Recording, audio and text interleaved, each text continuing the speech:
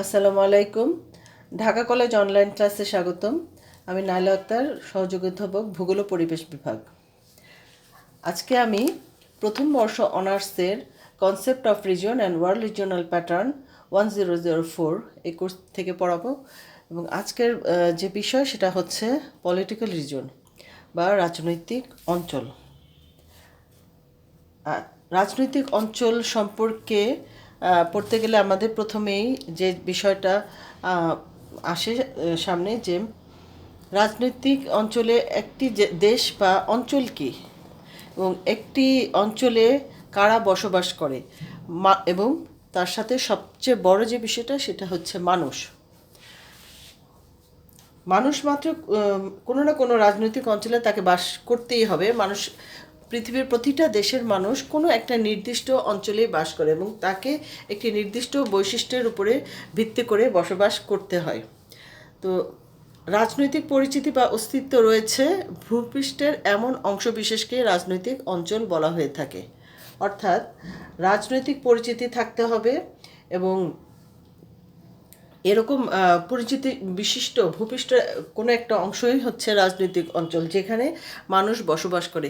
আমরা জানি পৃথিবীতে অনেকগুলি দেশ আছে এবং এই বিভিন্ন দেশের মানুষের বিভিন্ন রকমের রাজনৈতিক বৈশিষ্ট্যের উপর ভিত্তি করে তাদের বসবাস করতে হয়। আমরা দেখতে পাই যে পৃথিবীর সব দেশ কিন্তু একরকম না। ধনী, দরিদ্র, বৃহৎ রাষ্ট্র, ক্ষুদ্র রাষ্ট্র এবং এই ভিন্ন ভিন্ন রাষ্ট্রের কিন্তু মানুষের কালচার আলাদা, অর্থাৎ সংস্কৃতিও আলাদা হয়ে থাকে।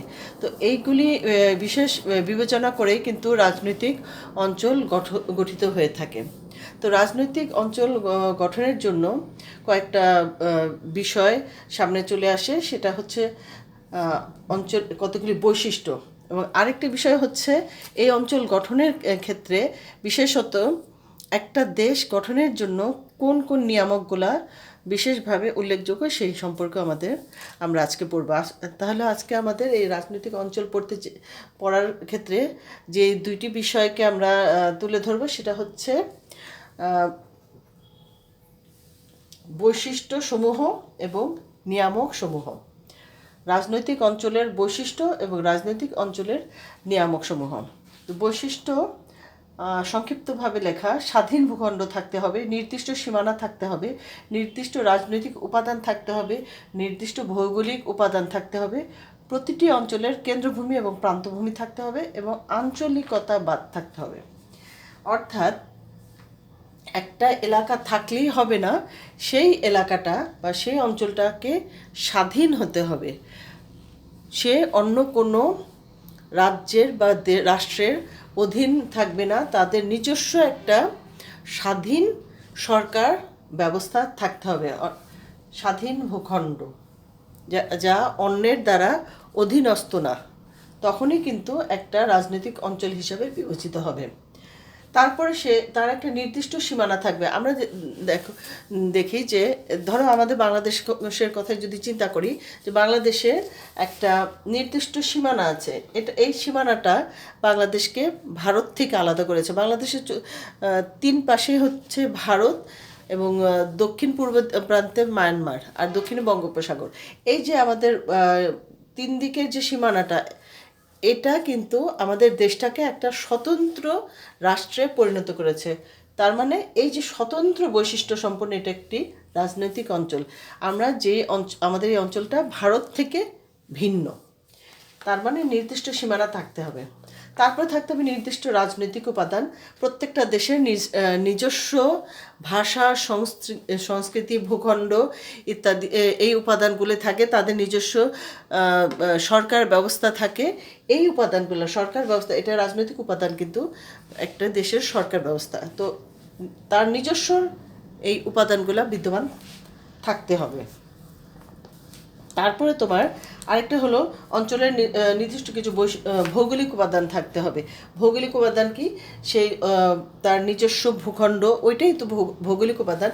তার নিজস্ব নদী, নালা, খাল, বিল, অর্থাৎ এই যে স্বাধীন ভূখণ্ডের ভিতরে যে উপাদানগুলো, যে ভৌগোলিক আমরা যে বিষয়াদি জানি, তা এখানে বিদ্যমান থাকতে হবে। নিজস্ব জমি থাকতে হবে, সেখানে আলাদা আলাদা তোমার রাজনৈতিক এবং অর্থনৈতিক উপাদান বিদ্যমান থাকতে হবে। তারপর প্রতিটি অঞ্চলের কেন্দ্রভূমি এবং প্রান্তভূমি থাকতে হবে।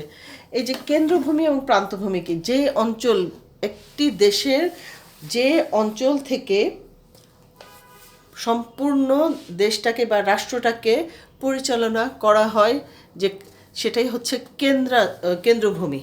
কেন্দ্র থেকে, যেখান থেকে পরিচালনা করা হয়, এবং এই কেন্দ্রভূমি থেকে তার প্রান্ত দিশে সীমানা পর্যন্ত যে অঞ্চলটা সেটা হচ্ছে তার অধীনস্থ অঞ্চল, এবং এই সীমানাটাই হচ্ছে প্রান্তভূমি। অর্থাৎ এই যে আমি যে এই দাগটা টেনেছি, এটা যদি কেন্দ্রভূমি হয়, এই অঞ্চলটা হলো তার অন্তর্ভুক্ত অঞ্চল, এবং এটা হচ্ছে প্রান্তভূমি। এই প্রান্তভূমিটা থাকতে হবে, কেন্দ্র এবং প্রান্তভূমি থাকতে হবে, বিচ্ছিন্ন কোনো অঞ্চল হিসেবে অবস্থান করতে পারবে না।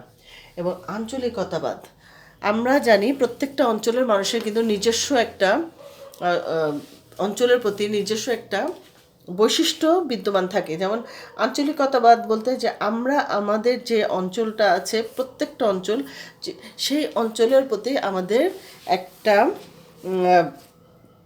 সচেতনতা থাকতে হবে। অর্থাৎ আমাদের দেশের প্রতি বা প্রতিটা দেশ যেখানেরই অবস্থান করে যে মানুষ, সেই দেশের প্রতি তার একটা নিজস্ব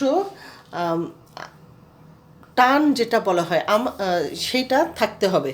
সেটা না থাকলে কিন্তু এই স্বাধীন ভূখণ্ডের যে সার্বভৌমত্ব, সেটা কিন্তু রক্ষা হবে না। আমরা যদি অন্যের প্রতি মানে মানুষ যদি অন্যের প্রতি বা অন্য অঞ্চলের প্রতি বেশি আগ্রহ দেখায় বা তার প্রতি মানে আগ্রহান্বিত হয়ে যায়, পছন্দ করে, তখন কিন্তু তার নিজেরটার প্রতি তার আগ্রহটা কমে যায়, ভালোবাসাটা কমে যায়। এইটা থাকলে কিন্তু একটা অঞ্চলের যে সার্বভৌমত্ব বা উন্নয়নের জন্য যে একটা মানুষের যে একটা টান, সেটার কিন্তু অভাব দেখা যায়। অর্থাৎ তাকে ওই অঞ্চলের মানুষ থেকে সেই অঞ্চলের প্রতি আঞ্চলিকতাবাদ বা অঞ্চলের প্রতি টানটা থাকতে হবে।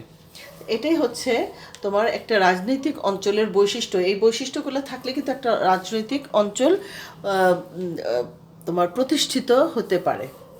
এখন আমরা আরেকটা বিষয়ে আসি, সেটা হচ্ছে এই রাজনৈতিক অঞ্চল গঠনের জন্য কতগুলো নিয়ামক আছে। এখন এই যে গঠনের বিষয়টা, এখানে কিন্তু আসলে বিষয়টা হচ্ছে শক্তিশালী সুগঠিত রাজনৈতিক অঞ্চল গড়ে ওঠার বিষয়। এই নিয়ামকগুলো আসলে একটা শক্তিশালী রাজনৈতিক অবকাঠামো বা অঞ্চল গড়ে ওঠার নিয়ামক। তো এখানে আমরা দেখতে পাই নিয়ামকের জন্য দুইটি ভাগ আছে, একটা হচ্ছে প্রাকৃতিক নিয়ামক আর একটা হচ্ছে অর্থনৈতিক নিয়ামক। প্রাকৃতিক নিয়ামকের মধ্যে পড়ে অবস্থান, আয়তন, জলবায়ু এবং ভূপ্রকৃতি। অর্থাৎ কোথায় এটা অবস্থান করছে, পৃথিবীর কোন ভৌগোলিক এলাকায় এই রাষ্ট্রটা বা রাজনৈতিক অঞ্চলটা আছে, সেটা বিবেচনা করা হয়। তো এখানে কি অবস্থান, একটা হলো ভৌগোলিক অবস্থান, একটা রাজনৈতিক। এই অবস্থানকে আবার প্রাকৃতিক অবস্থানের যে প্রাকৃতিক নিয়ামকের যে অবস্থান যে ভাগটা, সেখানে আবার দুইটা ভাগ দেখা যায়, একটা ভৌগোলিক, একটা রাজনৈতিক। ভৌগোলিক অবস্থানটা কি, আমরা যদি পৃথিবীকে বিবেচনা করি, গোলাকার পৃথিবী, তো পৃথিবীকে তোমরা জানো যে এরকমভাবে দুইটি বৃত্তাকার পৃথিবী, এটা নিরক্ষরেখা, এখানে দুই মেরু, নর্থ সাউথ, এই যে দুইটা মেরু, এবং এই যে এটার মান হচ্ছে 0, এভাবে আছে দ্রাঘিমা রেখাগুলি, তাই না, লম্বালম্বিভাবে দুই মেরুকে সংযোগকারী দ্রাঘিমা রেখা। এবং এই যে বৃহৎ বৃত্ত পৃথিবীকে মধ্যে যে দুই ভাগে বিভক্ত করেছে নিরক্ষরেখা, এটার থেকে উত্তর ও দক্ষিণে যে বৃত্তাকার রেখাগুলো, সেগুলো হচ্ছে অক্ষরেখা। তো এই যে ভৌগোলিক অবস্থানে আমরা জানি প্রত্যেকটা দেশের অবস্থান নির্ধারণ করা হয় এই অক্ষরেখা এবং দ্রাঘিমা রেখার কোথায় এই দেশটা অবস্থিত, কোন অক্ষাংশে এবং দ্রাঘিমাংশে আছে, সেটার উপর নির্ভর করে একটা দেশের অবস্থান নির্ধারণ করা হয়। এবং আমরা একটা জিনিস যদি খেয়াল করি বিশ্বর প্রেক্ষাপটে, যে অক্ষাংশ অনুযায়ী কিন্তু আমরা দেশের অবস্থান, আমরা রাজনৈতিক, এটা আমি ব্যাখ্যা করব। একটা দেশের অবস্থান নির্ধারণ করা হয়।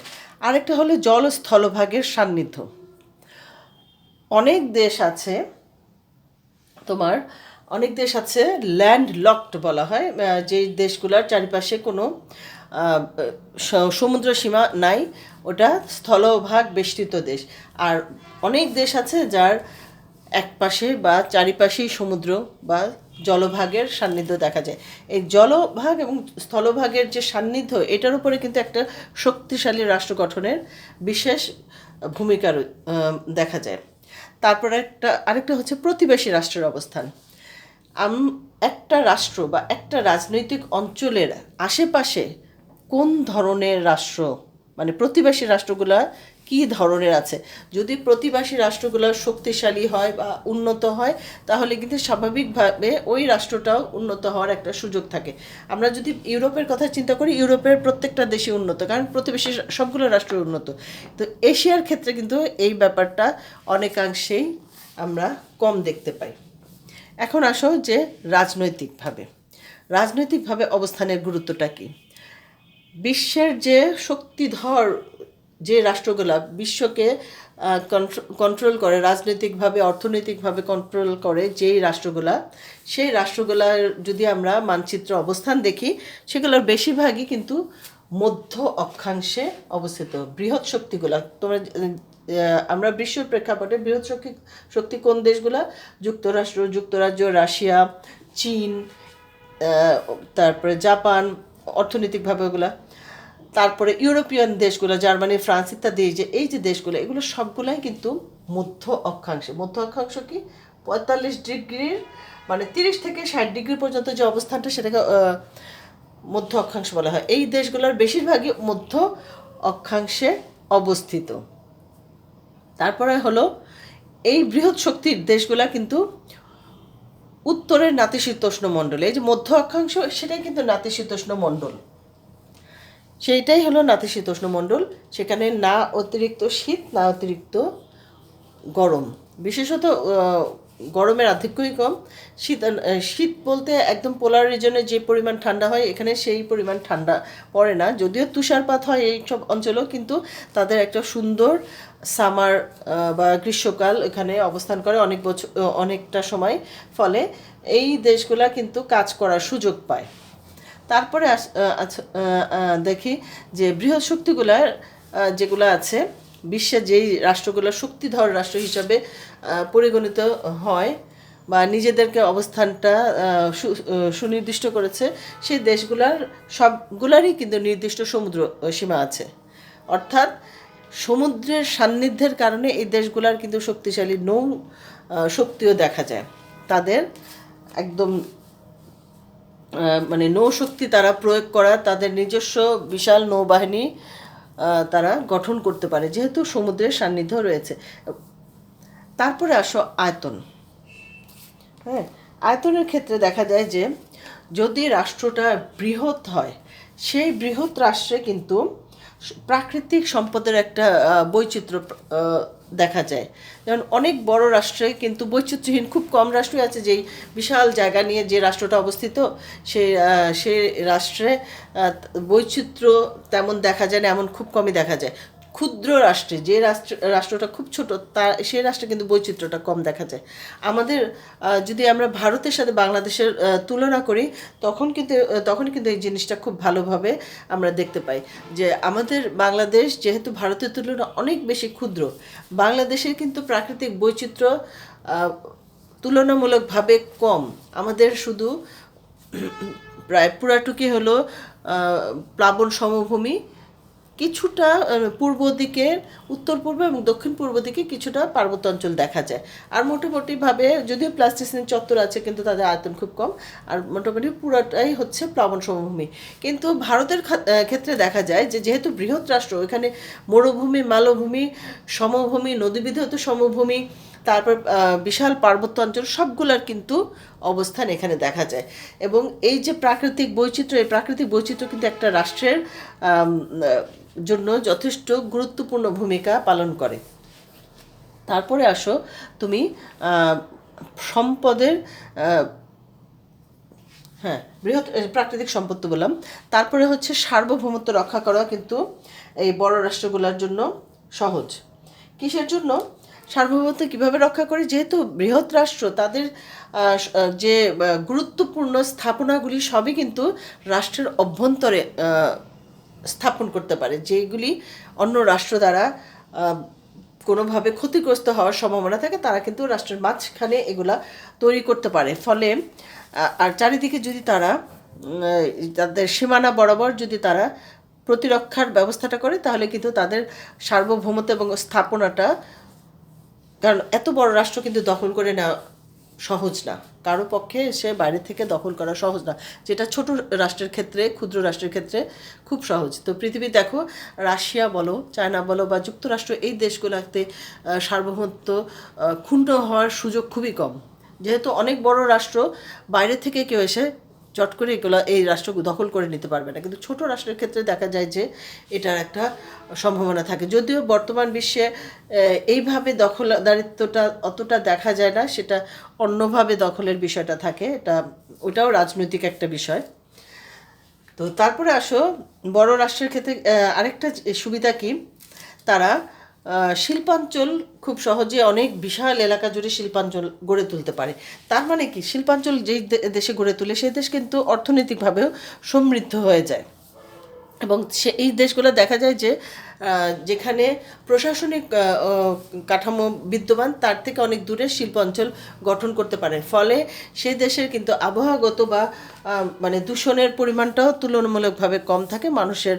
মানুষ কিন্তু মানে বড় আয়তনের দেশের মানুষের কিন্তু স্বাভাবিকভাবে স্বাস্থ্যগত সুবিধাটাও সেভাবে তারা ভোগ করতে পারে। তারপরে তুমি নেক্সট যে জলবায়ুর বৈশিষ্ট্যের ক্ষেত্রে দেখো যে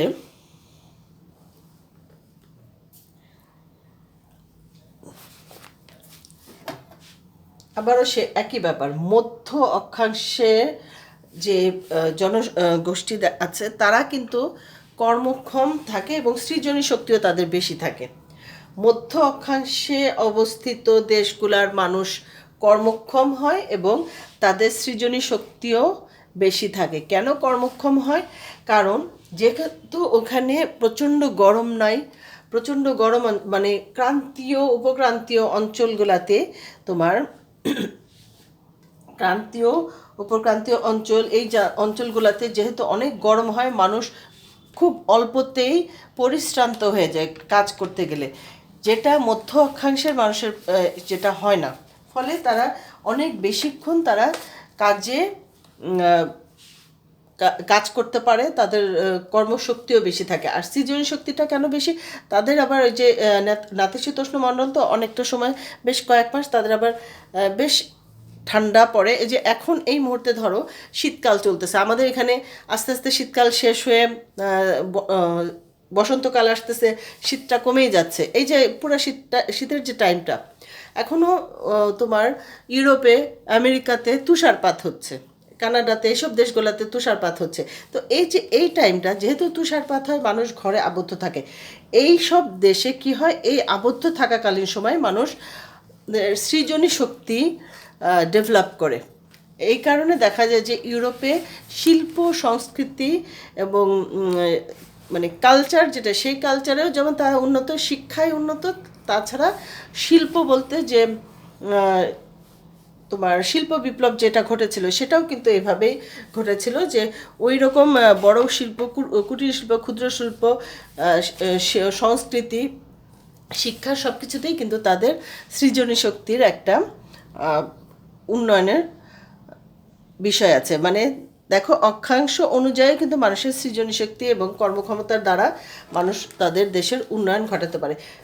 তারপরে আসো আরেকটা হচ্ছে জলবায়ুর বৈষম্য। তোমরা একটু আবার এখানে যদি ম্যাপে চিন্তা করো, জলবায়ুর বৈষম্যটা কীরকম। এই মধ্য অক্ষাংশ থেকে এই অঞ্চলে অনেক বেশি উষ্ণ, কোথায়? ক্রান্তীয় অঞ্চলে। ক্রান্তীয় অঞ্চল থেকে উপক্রান্তীয় অঞ্চল পর্যন্ত উষ্ণতা অনেক বেশি। তারপরে তোমার এই যে মানে জলবায়ুর এই যে বৈষম্যটা, এক একটা এলাকার যে এরা এরা কর্মক্ষম হচ্ছে, সিনিয়র শক্তি বেশি হচ্ছে, আর এইখানে এই যে বৈষম্যগত কারণে একইভাবে ওই এলাকার মানুষ যেমন শক্তি মানে কি বলবো, তারা অনেক উন্নত একটা অবস্থায় পরিণত হয়, যেটা এইখানে দেখা যায় না, তাই না? এখানকার মানুষরা একটুতে পরিশ্রান্ত হয় বলে মানুষ সহজে সৃজনী শক্তিধর হয় না বললে ভুল হবে, হয়, কিন্তু আসলে তারা কর্মক্ষমতা দেখানোর তাদের জন্য কষ্টকর হয় একেবারে। আমাদের ধরো কৃষকরা, তারাও তো প্রচুর কষ্ট করে, তাই না? আমাদের গরমের দেশের কৃষকরা, কিন্তু তারা একটানা পারে না, কারণ আগে তো আরও ছিল না, এখন কিছুটা তোমার উন্নত কৃষি ব্যবস্থার কারণে মানুষ দেখা যেত যে 6 মাস একদম বসেই কাটাইতো। তো এটা হলো জলবায়ুর বৈষম্য, এটা আসলে প্রাকৃতিক ব্যাপার।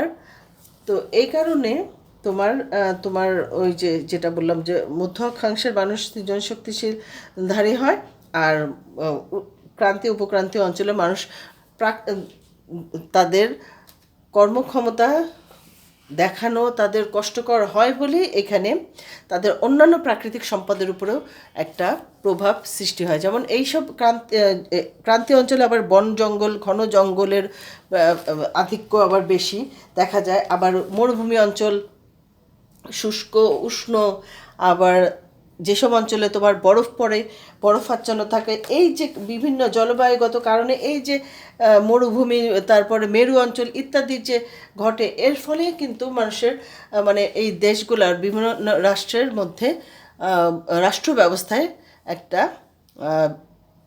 বিরূপ প্রভাব সৃষ্টি হয়। অনেক ক্ষেত্রেই দেখা যায় বিরূপ প্রভাব সৃষ্টি হয়, যদিও মানুষ যদি তার নিজের ইচ্ছা শক্তি দ্বারা অনেকটাই এটা ওভারকাম করতে পারে। তারপরে একটা আসো তুমি ভূপ্রকৃতি।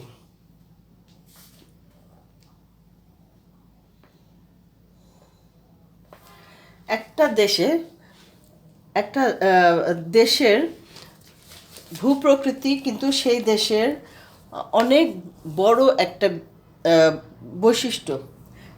অনেক দেশেই আছে, এই যে একটু আগে বলতেছিলাম যে বাংলাদেশের ভূপ্রাকৃতিক বৈচিত্র্য তুলনামূলকভাবে কম, কিন্তু অনেক দেশেই আছে ভূপ্রকৃতি সেই দেশটাকে অনেকভাবে তার পরিচিতি ওই ভূপ্রকৃতির উপর নির্ভর করে গড়ে ওঠে। যেমন আমরা যদি নেপালের কথা চিন্তা করি, নেপাল তো হিমালয়ে অবস্থিত। এখন হিমালয়ের সর্বোচ্চ চূড়া এভারেস্ট।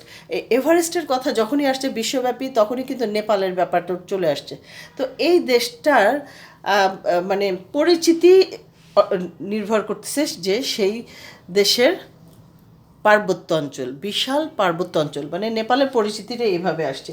তো সেইভাবে তোমার একটা দেশের পাহাড় পর্বত, মালভূমি, মরুভূমি ইত্যাদি কিন্তু একটা দেশের মানে দেশের যে ভূপ্রাকৃতিক বৈচিত্র্য কিন্তু একটা দেশের পরিচয়কে অনেকটাই বহন করে। আবার দেখা যায় যে এই যে ভূপ্রাকৃতিক বৈশিষ্ট্যের উপরে কিন্তু মানুষের কর্মক্ষমতা, কর্মধারা, জীবনধারা অনেক কিছুই নির্ভর করে। পাহাড়ি অঞ্চলের মানুষ তাদের জীবনধারা একভাবে গঠন করে, তারপরে সমভূমির মানুষ আরেকভাবে জীবনধারা পালন করে, সমুদ্র উপকূলীয় অঞ্চলের মানুষ মানে এই যে রাষ্ট্রের ভূপ্রকৃতির বৈচিত্র্যও কিন্তু মানুষের চাল চলন সব কিছুর উপরে প্রভাব বিস্তার করে, এবং সেগুলো কিন্তু একটা দেশের তোমার যে সে কী বলবো, এক একটা দেশের রাজনৈতিক অঞ্চলের যে এই যে বৈশিষ্ট্য, মানুষের বৈশিষ্ট্য, এবং সেই সাথে সাথে একটা দেশের উন্নয়ন, বৃহৎ রাষ্ট্র, ক্ষুদ্র রাষ্ট্র, এইসব অনেক কিছুই কিন্তু ডিপেন্ড করতেছে ভূপ্রকৃতির উপরে। যেমন একটা দেশের কোর অঞ্চল, মানে মানে একদম অভ্যন্তরে কেন্দ্রভূমি যেটা, সেখানে দেখা যায় যে তোমার মানে কৃষি কাজ, শিল্প, বাণিজ্য ইত্যাদির একটা কেন্দ্রীয় প্রবণতা বিরাজ করে। একটা দেশের কেন্দ্রীয় প্রবণতা একদম দেশের মধ্যাঞ্চলে বিরাজ করে, কারণ এই যে ভূপ্রাকৃতির অবস্থান, এই ভূপ্রাকৃতির অবস্থানের উপরে কিন্তু যেই জায়গাটা কেন্দ্রভূমিটা কোন জায়গাটা গড়ে উঠতেছে, যেখানটায় মানুষ ওই অঞ্চলের সব মানুষ যেখানটায় সুবিধাজনকভাবে বসবাস করতে পারে সেখানে কিন্তু কেন্দ্র অঞ্চলটা গড়ে ওঠে এবং ওইটার বৈশিষ্ট্যের উপরেই কিন্তু রাষ্ট্রের পরিচালনা নির্ভরশীল। তারপর আরেকটা হচ্ছে সীমানা। সীমানা একটা দেশের সীমানা কেমন হবে তার উপর নির্ভর করে ওই দেশের প্রতিরক্ষা কতটা মানে সুরক্ষিত হবে। যদি সীমানা কোনো নদী দ্বারা, দুইটা দেশের সীমানা যদি নদী দ্বারা বিভক্ত হয় অথবা কোনো পাহাড় পর্বত দ্বারা নির্ধারিত হয়, সেক্ষেত্রে কিন্তু একটা দেশের প্রতিরক্ষা সহজ হয় সীমানাটা পাহারা দেওয়ার জন্য। কিন্তু সরাসরি যখন সীমানাটা থাকে তখন কিন্তু অনেক সময় যদি প্রতিবেশীর সাথে বৈরী সম্পর্ক বিরাজ করে তখন কিন্তু একটা সীমানার প্রতিরক্ষা কি বলবো মানে একটা বিপদের মধ্যে থাকে, যে সীমানাটা রক্ষা করা একটা বিপদের মধ্যে থাকে। তো এরপরে আসো তুমি অর্থনৈতিক নিয়ামক। একটা রাজনৈতিক বা একটা রাষ্ট্রের শক্তিশালী রাষ্ট্র গঠিত হওয়ার জন্য, শক্তিশালী রাজনৈতিক অঞ্চল গঠিত হওয়ার জন্য আরেকটা গুরুত্বপূর্ণ নিয়ামক হচ্ছে অর্থনৈতিক নিয়ামক। অর্থনৈতিক নিয়ামকের মধ্যে কী কী আছে? কৃষি জমি, খনিজ সম্পদ, শিল্প, প্রযুক্তি, মূলধন, জনবল। তোমরা একটু খেয়াল করো যে কৃষি জমির ব্যাপারটা, কৃষি জমি তো যদি একটা দেশের যদি কৃষি কাজ করার মানে খাদ্যের যোগান না থাকে তো মানুষ বাঁচবে কী করে? খাদ্যের যোগানের জন্য তাকে অবশ্যই কৃষি জমি থাকতে হবে। এখন আমরা জানি যে সব দেশের কিন্তু পর্যাপ্ত কৃষি জমি নাই। এই যে ভূপ্রকৃতির বৈচিত্র্যের কারণে অনেক দেশে কৃষি জমি খুব কম থাকে। তারপরে যেইটুক থাকে সেটুককেই তারা তার সর্বোত্তম ব্যবহার করে কিন্তু খাদ্যের যোগান নির্ধারণ করে। এখন অনেক দেশ আছে কৃষি প্রধানই, বিশেষভাবেই কৃষি প্রধান। সব দেশ কৃষি প্রধান না হলে বিশেষভাবে কৃষি প্রধান। তো যে দেশ কৃষি প্রধান, যার অর্থনীতির মূল চালিকা শক্তি হচ্ছে কৃষি, সে দেশের তুলনায় শিল্পে যে দেশ উন্নত সে দেশ কিন্তু অর্থনৈতিকভাবে বেশি শক্তিশালী হয়ে থাকে। তারপর আসো খনিজ সম্পদ। খনিজ সম্পদে সমৃদ্ধ দেশ কিন্তু শিল্পে উন্নত হয় এবং অন্যান্য মানে অর্থনৈতিকভাবেও সেই দেশ অনেক চাঙ্গা থাকে যদি খনিজ সম্পদ প্রচুর থাকে। খনিজ সম্পদের প্রাচুর্যতা এবং খনিজ সম্পদের বৈচিত্র্যের উপরে কিন্তু একটা দেশের শিল্প গড়ে উঠতে অনেকটাই সহায়ক হয়। সব ধরনের খনিজ যদিও শিল্পের জন্য সেভাবে, যেমন লৌহ আকরিক, তারপরে তোমার জ্বালানি যেটা খনিজ তেল, এই জাতীয় তোমার খনিজ তেল, কয়লা, এই লৌহ আকরিক, এই জাতীয় মানুষের সবচেয়ে প্রয়োজনীয় খনিজ সম্পদগুলিতে যে দেশগুলো সমৃদ্ধ তারা কিন্তু অর্থনৈতিকভাবে অনেক বেশি শক্তিশালী হয়ে ওঠে।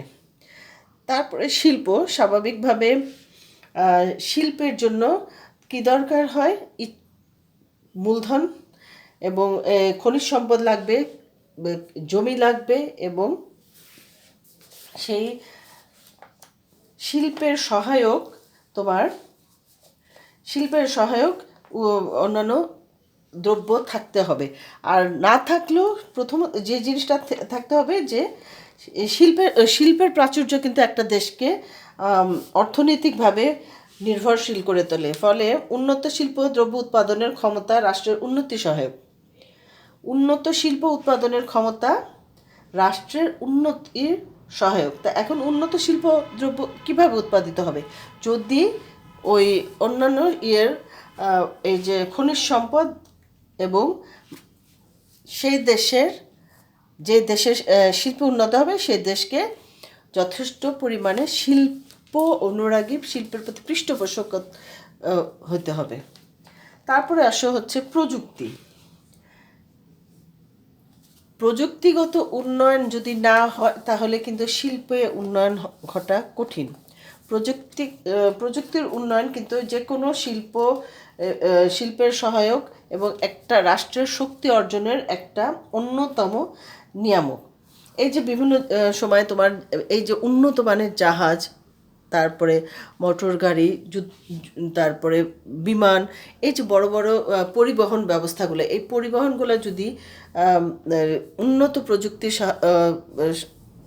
না তৈরি করা হয়, উন্নত না করা হয়, তাহলে কিন্তু একটা দেশের জন্য তেমন মানে মানে একটা দেশ রাষ্ট্রের শক্তি অর্জনে তেমন একটা ভূমিকা নিতে পারবে না। তারপরে তোমার যে কোনো শিল্প কারখানা যদি উন্নত প্রযুক্তি, উন্নত শিল্প গঠন করা হয়, তাহলে উৎপাদন কিন্তু অনেক বেশি হয়। শিল্পের উৎপাদনও অনেক বেশি করা সম্ভব। অল্প সময়ে প্রচুর পরিমাণে দ্রব্য উৎপাদন করা সম্ভব। তো প্রযুক্তির উন্নয়ন একটা মূল চালিকা শক্তি একটি উন্নত রাজনৈতিক অঞ্চল গঠনের ক্ষেত্রে। তারপরে হলো মূলধন।